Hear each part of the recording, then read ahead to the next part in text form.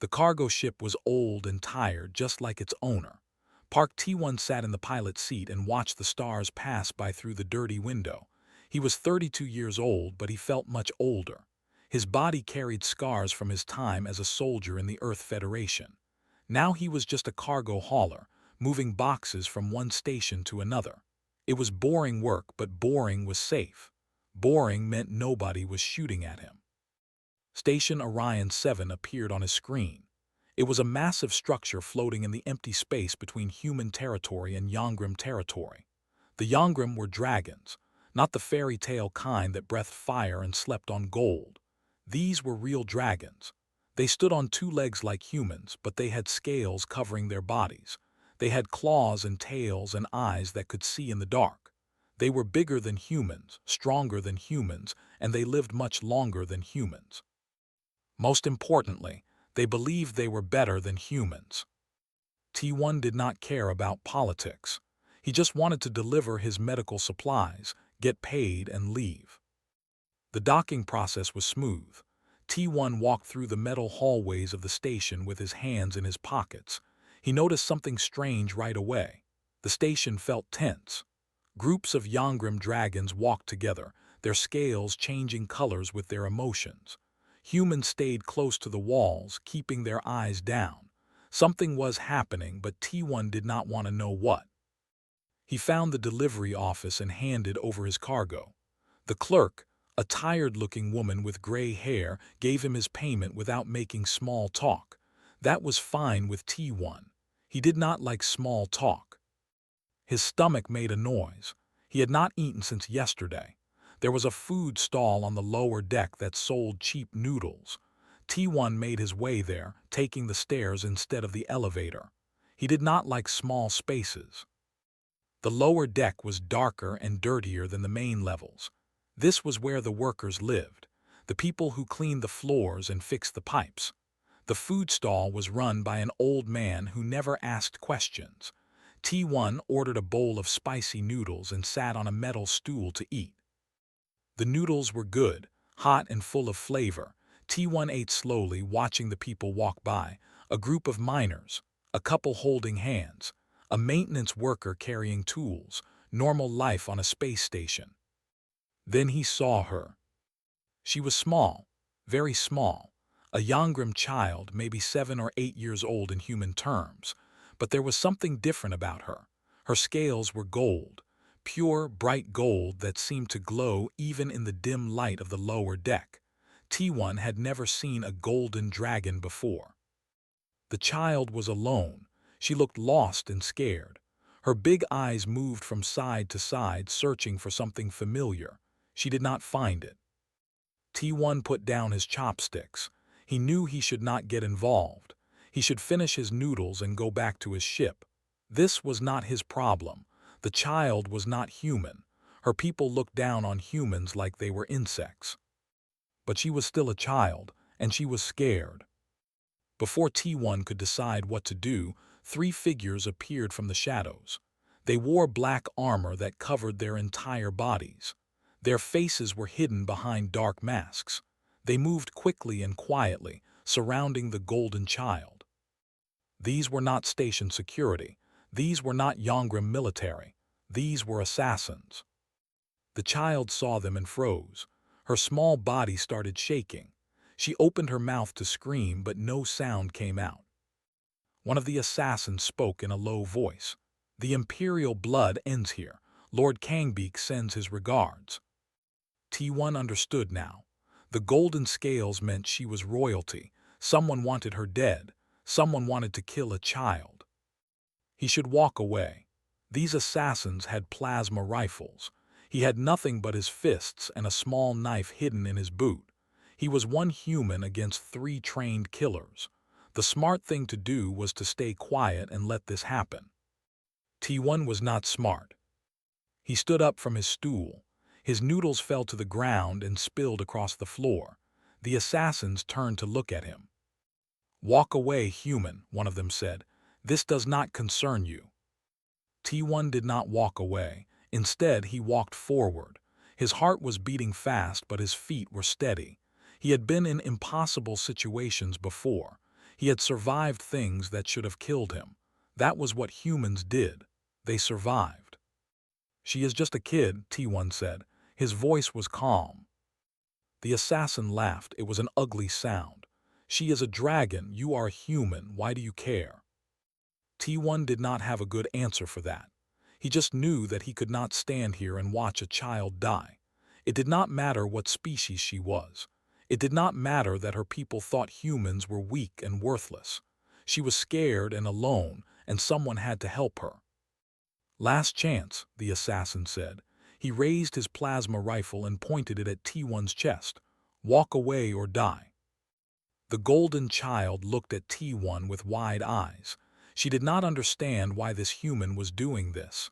Nobody had ever protected her except her own kind. Humans were supposed to be cowards.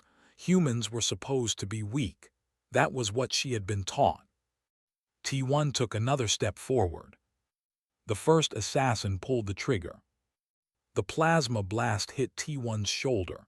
Pain exploded through his body like fire. He could smell his own flesh burning. His jacket turned to ash around the wound. Any other species would have fallen to the ground. Any other species would have screamed. T1 did not fall. He did not scream. Instead, he ran. He moved faster than the assassins expected. Humans were supposed to be slow. Humans were supposed to give up when they felt pain. But T1 had learned a long time ago that pain was just information. It told you something was wrong. It did not mean you had to stop. He grabbed the golden child and held her against his chest. She was light, lighter than he expected. Her small claws dug into his shirt, but she did not fight him. She seemed to understand that he was trying to help. The assassins fired again. 2 more blasts hit T1's back. He stumbled but kept running. There was a maintenance tunnel ahead. If he could reach it, he might have a chance. The child looked up at him with her golden eyes. "Why?" she whispered. T1 did not answer. He just ran. Behind them, the assassins followed. They were confused and angry. This was not how humans were supposed to behave. This human was broken and burning, but he would not fall down. He would not give up. He just kept running with the imperial child in his arms. In the galaxy, there were many species that were stronger than humans. There were many species that were smarter than humans. But there was something about humans that other species did not understand. Humans were stubborn. When they decided to do something, they did not stop. Even when it hurt. Even when it was impossible. Even when every part of their body was telling them to give up. Park T1 ran into the darkness of the maintenance tunnel. Blood dripped from his wounds. His vision was getting blurry, but he held onto the child tightly and kept moving forward. He was just a cargo hauler. He was nobody important.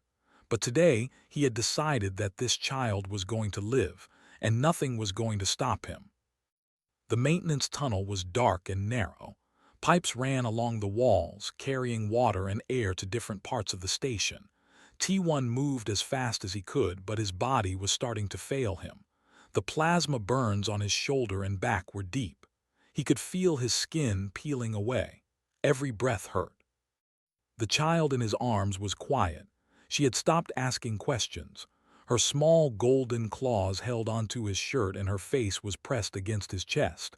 He could feel her heart beating fast. She was terrified, but she trusted him, a stranger, a human. She trusted him with her life. Behind them, the assassins were getting closer. T1 could hear their boots on the metal floor. They were not running. They were walking. They knew he was hurt. They knew he could not escape. They were taking their time, enjoying the hunt. "You cannot run forever, human," one of them called out. His voice echoed through the tunnel. "Give us the child and we will make your death quick." T1 did not answer. He saved his breath for running. The tunnel split into 2 paths, left or right. He had no idea where either one led. He chose left because it was slightly darker. Maybe the shadows would help hide them. The 4th blast hit him in the lower back. His legs almost gave out. He crashed into the wall, using it to hold himself up. The child made a small sound of fear. T1 pushed himself forward, Keep moving. Do not stop. If he stopped, they would both die. His mind went back to his time as a soldier. He remembered the training. Pain is temporary. Pain is just your body sending signals. You can ignore those signals. You can keep fighting. You can keep moving. The body can take more damage than the mind believes. The fifth blast hit his right leg. He stumbled and almost fell. The pain was incredible. It felt like someone had poured acid on his muscles, but he did not fall. He limped forward, dragging his injured leg behind him. The sixth blast hit his left arm. He shifted the child to his right arm, holding her with the one limb that still worked properly. She was crying now, quiet tears running down her golden scales. She kept saying something in her own language. T1 did not understand the words, but he understood the feeling. She was apologizing. She was sorry that he was getting hurt because of her. "It is okay," he whispered. His voice was rough with pain. "We are going to be okay." He did not believe his own words, but he said them anyway. The tunnel opened into a larger space. It was a junction where several maintenance paths met. There were more directions to choose from here, more chances to escape, but the assassins were right behind him now. He could hear their breathing. The seventh blast caught him between the shoulder blades. This time he did fall. His knees hit the metal floor hard. The child rolled out of his arms and landed a few feet away. She immediately tried to crawl back to him, her small claws scraping against the floor. T1 forced himself to stand. His body screamed at him to stop. Every nerve was on fire. His skin was covered in burns. Blood soaked through what was left of his clothes. He should be dead. By every medical standard, he should be dead. But humans did not die easily. The assassins entered the junction. They saw him standing there, barely able to keep his balance. They saw the child on the floor behind him. The lead assassin tilted his head, a gesture of confusion. "You should be dead," he said. There was something new in his voice, something that sounded almost like respect. No creature takes 7 plasma blasts and stays on its feet. "I am human," T1 said. He coughed and blood came out of his mouth. "We are stubborn." The assassin raised his rifle. "Stubborn or not, you will die now."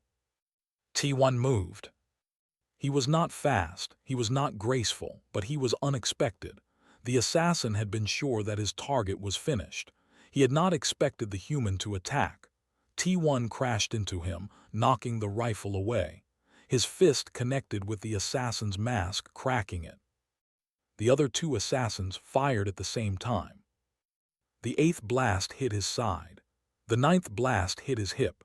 T1 fell on top of the first assassin, using the enemy's body as a shield.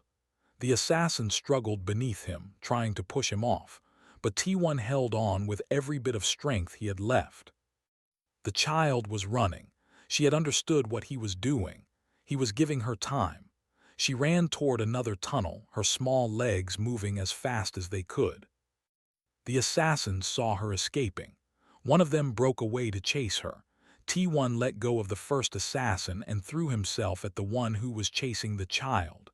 They fell together, rolling across the floor. The 10th blast hit his back at point-blank range. T1's vision went white. For a moment there was nothing but pain, pure, absolute pain that blocked out everything else. He could not see, he could not hear, he could not think. There was only the fire burning through his body. But somewhere deep inside him a voice said, "Get up. She is still in danger, get up." He got up. The assassins stared at him. They had seen many things in their careers.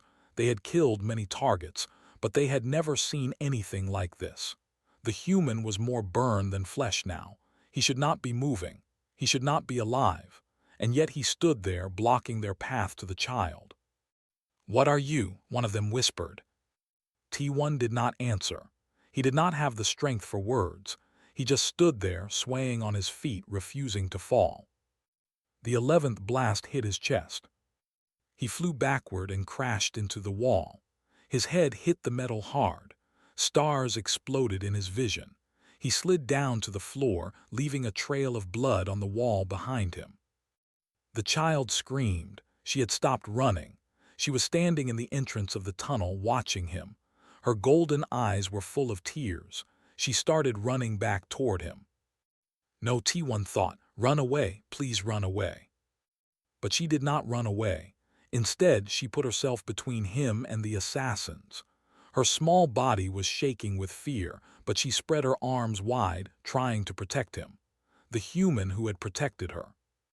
Please stop, she said. Her voice was tiny and broken. Please do not hurt him anymore. The assassins looked at each other. This was unexpected. An Imperial child defending a human. It was strange. It was wrong. It went against everything they believed. Move aside, princess, the lead assassin said. We do not want to hurt you, only him. No, the child said. He saved me. I will not let you hurt him. The assassin sighed. He raised his rifle one more time. He would shoot through the child if he had to. His orders were clear. The Imperial bloodline had to end. T1 saw the rifle pointing at the child. Something inside him broke. Not his body. His body was already broken. Something else. Something deeper. A wall that he had built around his heart after years of war and loss. That wall crumbled, and all that was left was one simple thought: she cannot die. He moved. The 12th blast hit him in the chest as he threw himself over the child. His body covered hers completely. He felt the plasma burn through what was left of his flesh. He felt his heart stutter and skip. He felt the darkness coming for him, but he also felt the child beneath him, warm and alive and safe. Voices came from somewhere far away, shouting, running feet. Station security had finally arrived. The assassins turned to flee. They disappeared into the shadows, leaving their target behind. T1 lay on the cold metal floor. The child crawled out from under him and knelt beside his head. Her small clawed hand touched his face. Her golden eyes stared into his fatting ones. Why, she asked again, why did you save me? T1 tried to smile. His lips barely moved. You were scared, he whispered. Someone had to help. The darkness took him. The last thing he felt was a small hand pressing against his chest, right over his heart. The last thing he heard was a child crying and begging him not to die. Park T1, cargo hauler and former soldier, closed his eyes and let go. He had done what he could. The rest was not up to him anymore. Light came slowly. It was soft and warm, not the harsh white of the maintenance tunnels. T1 felt something covering his body. Bandages. Many, many bandages. They were not the cheap kind that station hospitals used. These felt expensive. Medical gel soaked through the wrappings, cooling his burns and helping his flesh heal. He tried to open his eyes. It took several attempts. His eyelids felt heavy, like someone had attached weights to them. Finally, they opened. He blinked a few times, adjusting to the brightness. The room was beautiful. That was the first thing he noticed. The walls were made of some kind of white material that seemed to glow from inside. The bed beneath him was soft and large. Machines stood nearby, displaying his vital signs in gentle blue light. This was not a normal hospital room. This was something meant for royalty. He tried to sit up. Pain shot through every part of his body and he fell back against the pillows with a groan. Right, 12 plasma blasts. He remembered now. You should not move. The voice came from his left. T1 turned his head slowly and saw her. She was the most beautiful creature he had ever seen. She was Yangrim, a dragon, but unlike any dragon he had encountered before. Her scales were silver, catching the light and throwing it back in tiny rainbows. Her eyes were violet, deep and cold like the empty space between stars. She wore armor made of some dark metal, decorated with symbols he did not recognize. Everything about her spoke of power and authority. She sat at the edge of his bed watching him. Her expression gave nothing away. Where am I? T1 asked. His voice came out rough and broken. He coughed and it hurt. You are in the medical wing of the Yangrim Imperial Embassy. the dragon woman said. "You have been unconscious for 3 days. The doctors are amazed that you are alive. They said your wounds should have killed you many times over." T1 thought about that. 12 plasma blasts. Yes, he should be dead. But here he was, wrapped in bandages but breathing. "The child," he said suddenly. Fear gripped his heart. "The golden child, is she okay?" Something changed in the dragon woman's violet eyes. A flicker of surprise, maybe respect. She turned her head slightly, and T1 followed her gaze. There on a cushion near the window was the small golden dragon. She was curled up like a cat, her tail wrapped around her body. She was asleep, but her face looked peaceful, safe. Relief flooded through T1. He closed his eyes for a moment. She was alive. The child was alive. That was all that mattered. "Her name is Soli," the dragon woman said. "She is my younger sister. She is also the princess of the Yongrim imperial bloodline, the last direct heir to our throne." T1 opened his eyes again and looked at the silver dragon. "And you are?" "I am Ran Hui, High Commander of the Yongrim Elite Guard." Her voice was cold and formal, but something underneath it was different, uncertain. "I am responsible for my sister's safety. I was supposed to protect her. Instead, a human did what I could not." T1 did not know what to say to that. He shrugged, and even that small movement hurt. "She was lost," he said simply. "She was scared. I helped." Ran Hui stood up from the bed and walked to the window. She looked out at the stars for a long moment before speaking again. "You took 12 plasma blasts for a Yongrim child. No dragon would do that for a human. Your species is supposed to be weak, cowardly. That is what we teach our children. That is what we believe." She turned to face him. "You have made me question everything I know." T1 smiled slightly. It hurt his face. "Sorry about that." Ran Hui did not smile back. She walked toward him, her boots making no sound on the floor. She stopped beside his bed and looked down at him with those unreadable violet eyes. "There is something you need to understand," she said. "In Yongrim culture, when someone saves your life, a debt is created. We call it the life debt. It is the most serious bond in our society. It cannot be ignored. It cannot be forgotten. It must be repaid." T1 felt uneasy. "What does that mean exactly?" "It means that I am now bound to you. Soli is too young to repay her own debt, so the responsibility falls to her closest blood relative. That is me." Ran Hui's jaw tightened. She clearly did not like this situation any more than he did. "Until the debt is repaid, I will stay at your side. I will protect you. I will ensure your survival. This is Yongrim law." T1 stared at her.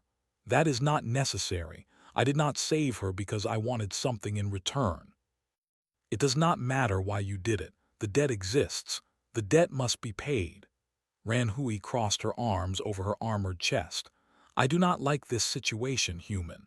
You have forced me into a position that goes against everything I was taught, but I will honor my duty. A Yongrim always honors their duty." "My name is T1, he said quietly. "Not human, T1. Something flickered in her eyes. Annoyance, maybe, or perhaps something else. "T1, she repeated. The word sounded strange in her mouth, like she was tasting it for the first time. A small voice interrupted them. "He is awake." Soli had woken up. She scrambled off her cushion and ran to the bed, her small claws clicking on the floor. She climbed up onto the mattress and sat beside T1, her golden eyes wide and shining with tears. "You did not die," she said. Her voice was thick with emotion. "I was so scared. They said you might not wake up, but you did. You woke up." T1 reached out with his bandaged hand and gently touched her head. Her scales were smooth and warm. "I am okay," he said. "Are you okay?" Soli nodded quickly. "Ran Hui came. She brought soldiers. They saved us, but you saved me first. You took the fire from me." She leaned forward and pressed her small forehead against his shoulder. "Thank you, thank you, thank you." T1 did not know what to do. He was not used to gratitude. He was not used to children hugging him. He awkwardly patted her back with his bandaged hand and said nothing. Ranhui watched this scene with a complicated expression. She had been prepared to hate this human. She had been prepared to resent him for creating this debt. But watching her little sister show such pure affection toward him made something shift inside her chest. "Tell me something," Ranhui said suddenly. T1 looked up at her. "When you saw those assassins corner my sister, you had a choice. You could have walked away. Nobody would have blamed you. Nobody would have even known. Why did you choose to fight?" T1 thought about the question. He remembered the moment clearly. The scared child, the armed assassins, the smart decision that he had refused to make. "I do not know," he admitted. "I just knew I could not watch a child die. It did not matter that she was not human. It did not matter that your people looked down on mine. She was small and scared and alone. Someone had to help." Sali lifted her head. "You said that before. When I asked you why, you said someone had to help." She tilted her head in a very dragon-like way. "But why did it have to be you?" T1 smiled, though it hurt.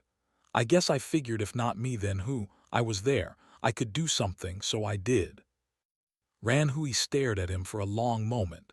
Then she turned away and walked toward the door. She stopped with her hand on the frame. "The doctors say you will need several more weeks to recover," she said without looking back. "During that time, I will remain here. After you are healed, we will discuss how to proceed with the life debt." "I already told you, I do not want anything," T1 said. Ranhui glanced over her shoulder. "What you want does not matter. The debt exists. It will be paid." She paused and her voice softened just slightly. "You saved my sister, T1. That is not nothing, even if you think it is." She left the room, her silver scales catching the light one last time before she disappeared. Sali curled up beside T1 on the bed, her small body pressed against his side. "Ranhui seems scary," she whispered, "but she is actually very kind. She was crying when they brought you in. She tried to hide it, but I saw." T1 looked at the door where the silver dragon had stood. Crying. The cold and powerful High Commander had been crying over him, a human, a stranger. Maybe dragons were not so different from humans after all. He closed his eyes and let sleep take him again. For the first time in many years, his dreams were not filled with war and death. Instead, he dreamed of silver scales and golden eyes, and a feeling that something in his life had changed forever. 3 weeks passed. T1's body healed slowly, but it healed. The Yongram doctors were impressed and confused at the same time. Human biology was strange to them. The way human flesh could regenerate, the way human bones could mend, the way the human spirit could push through damage that would kill most species. They studied him like scientists studying an interesting experiment. T1 did not like being studied. He wanted to return to his ship and forget any of this had happened. But every time he mentioned leaving, Ranhui appeared and reminded him of the life debt. She would not let him go until the debt was settled. And since T1 refused to ask for anything, she had no idea how to settle it.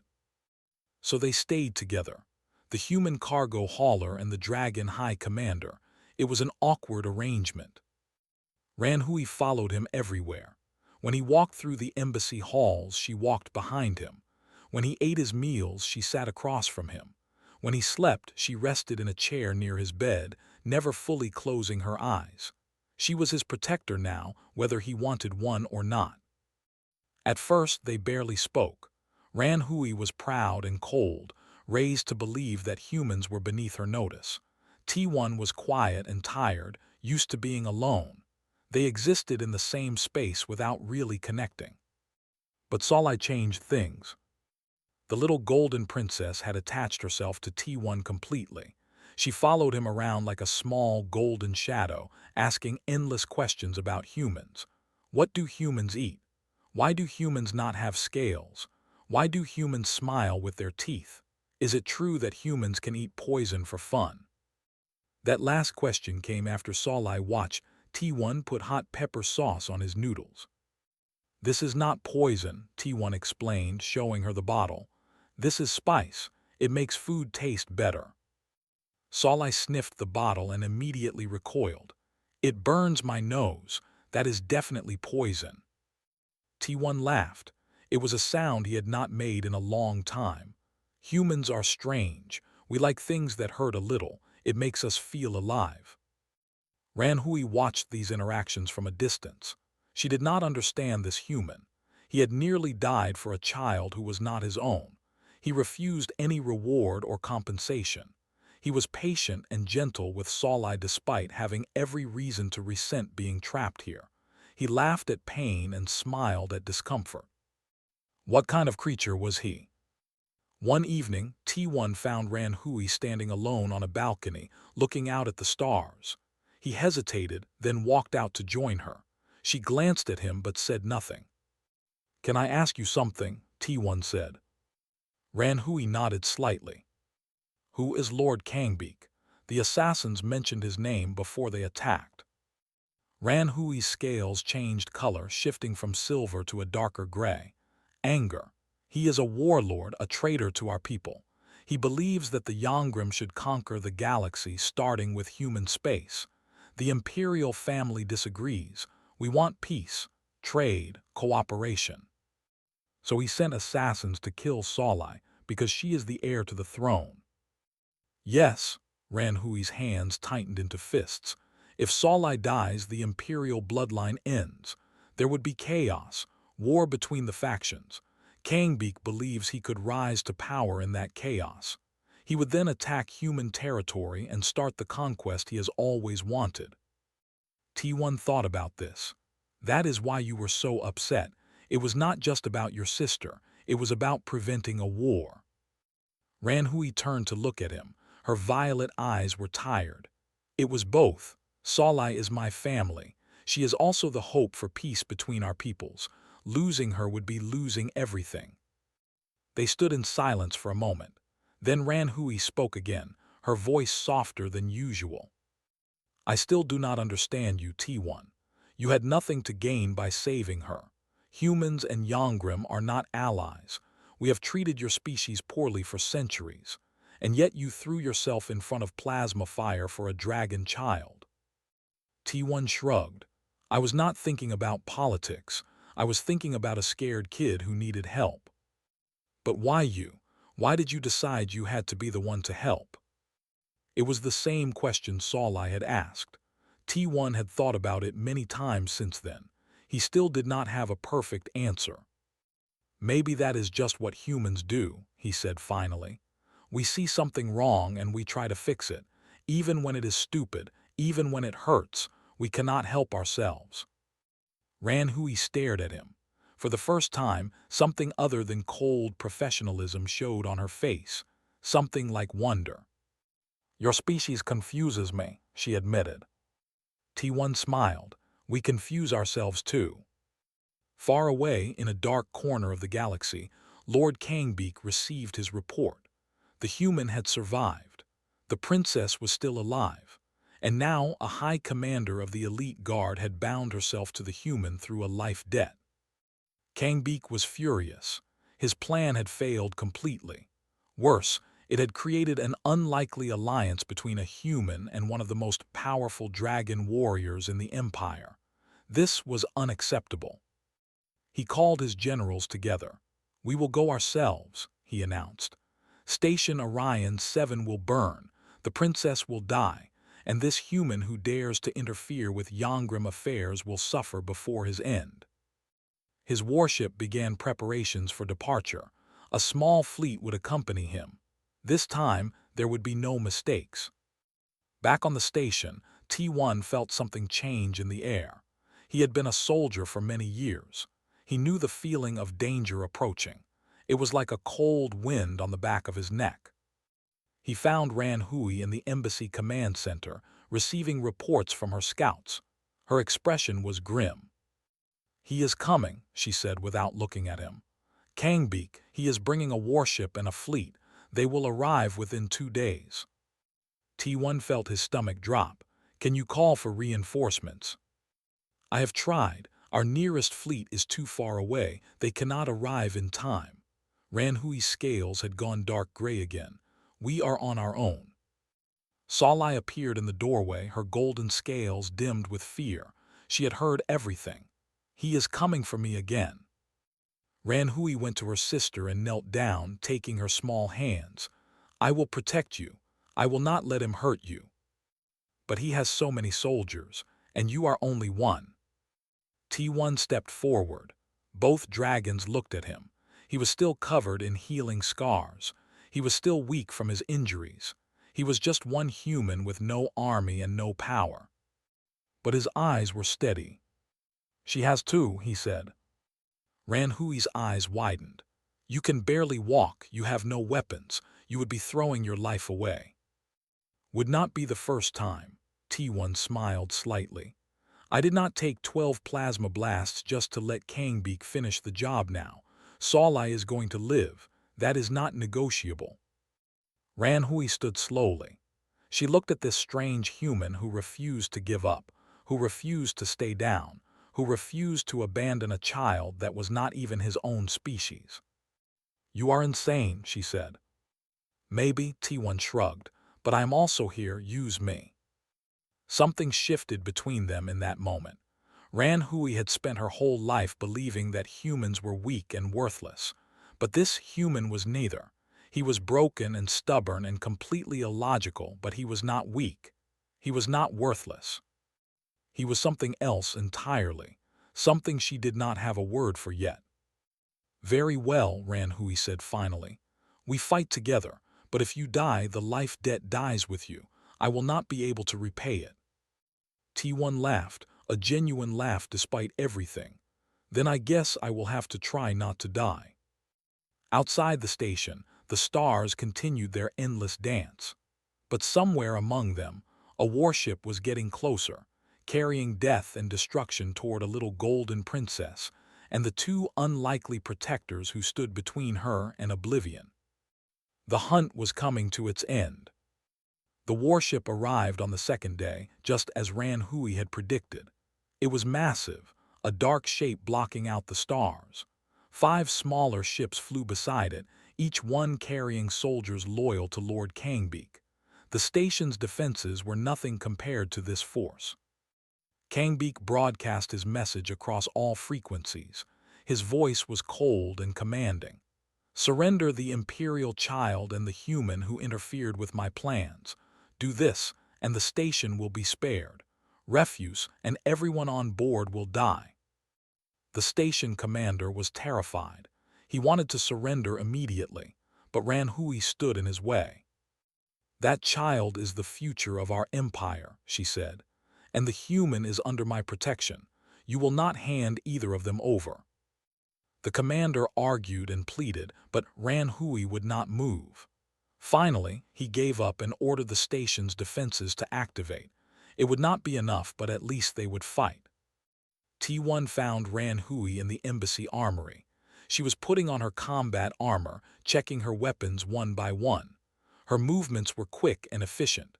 She had done this many times before. He watched her for a moment, then spoke. "You could leave.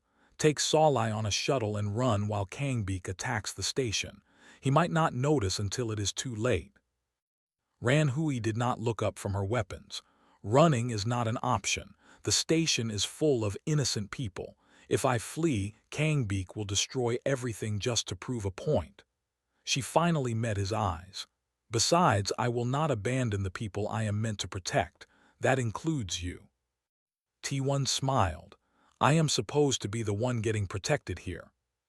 "The life debt says I must ensure your survival." Ranhui handed him a plasma pistol. "It was a good weapon, light and accurate. Try not to make my job too difficult." Salai was hidden in a safe room deep in the embassy, guarded by the few elite soldiers Ranhui had brought with her. She had cried when T1 said goodbye. She had begged him not to fight.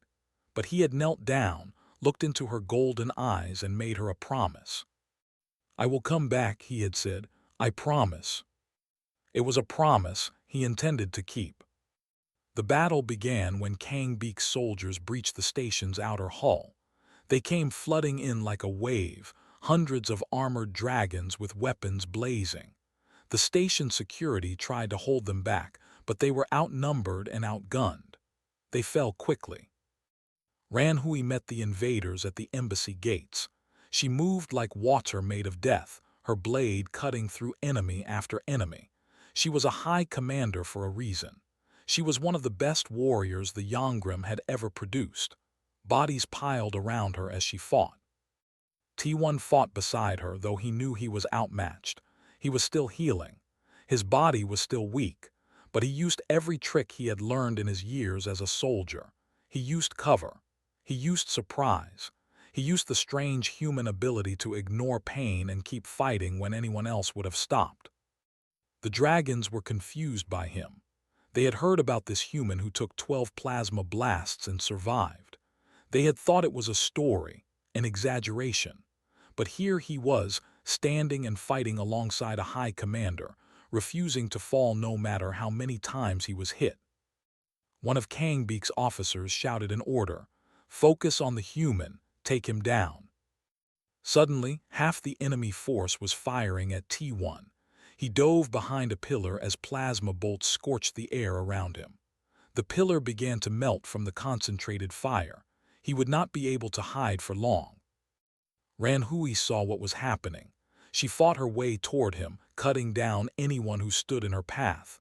But there were too many enemies. She would not reach him in time. T1 made a decision. He could not stay hidden. If he did, they would surround him and Ranhui would try to save him and probably die in the process. The only way forward was through. He stepped out from behind the pillar and started running. The dragons opened fire. He felt bolts graze his arms, his legs, his side. But he did not stop.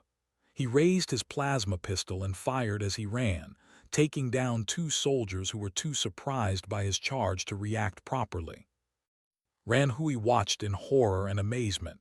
This human was insane, absolutely insane, and somehow, impossibly, it was working. T1 crashed into the enemy line like a meteor. He was not as strong as a dragon. He was not as fast as a dragon, but he was unpredictable.